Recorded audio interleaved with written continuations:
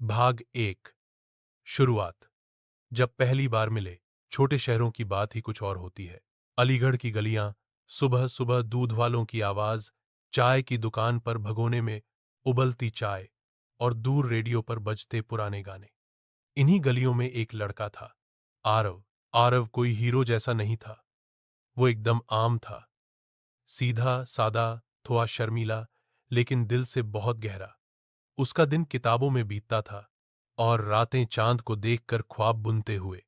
उसके सपने बहुत बड़े नहीं थे, बस एक अच्छी नौकरी, मां के लिए एक नया घर और कोई ऐसा जो उसके साथ चाय पी सके हर शाम। वहीं शहर की दूसरी ओर रहती थी सिया। नाम जितना खूबसूरत, उतनी ही खुद वो भी।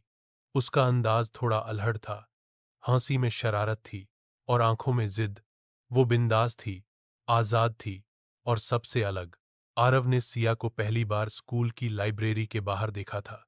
वो बारिश का दिन था, बादलों ने जैसे आसमान को घेर लिया हो। बच्चे भाग रहे थे, कोई छाता लिए, कोई बैग से सिर ढकते हुए, और बीच में सिया खड़ी थी, गुलाबी दुपट्टा उड़ता हुआ, हाथों में किताबें और माथे पर हल्की सी शिकन। छाता उसके पास भी नहीं था। आरव ने एक पल देखा, फिर कुछ सोचकर अपना छाता आगे बढ़ा दिया।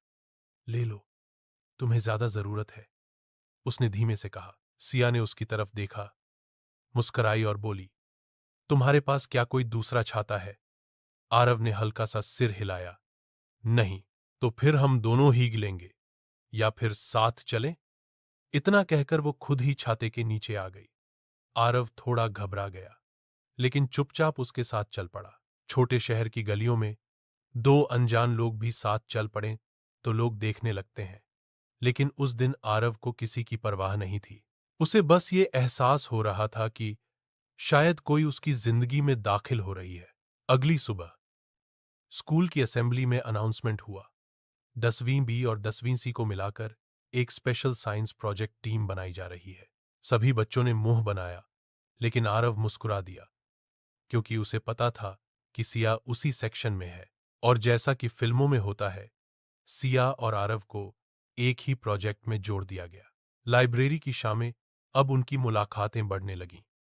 लाइब्रेरी की खामोशी में सिया की बातें गूंजतीं और आरव उसे नजरें झुकाकर देखता रहता। सिया कहती, तुम हमेशा इतना चुप क्यों रहते हो आरव? क्योंकि शोर में लोग अपनी बात खो देते हैं, वो जवाब देता। सिया को उसका ये फलसफी अंदाज बहुत भाता और धीरे धीरे उसे महसूस होने लगा कि आरव आम नहीं है। वो एक ऐसा इंसान है जो जरा सा मुस्कुरा दे तो दिन बन जाए। एक दिन सिया ने आरव से पूछा, तुम्हें डर नहीं लगता प्यार करने से? आरव चौंका। उसने सिया की ओर देखा और बोला, डर तो बस उस वक्त लगता है जब किसी को खोने का एहसास होने लगे। सिया उसकी आंखों में देखती रही।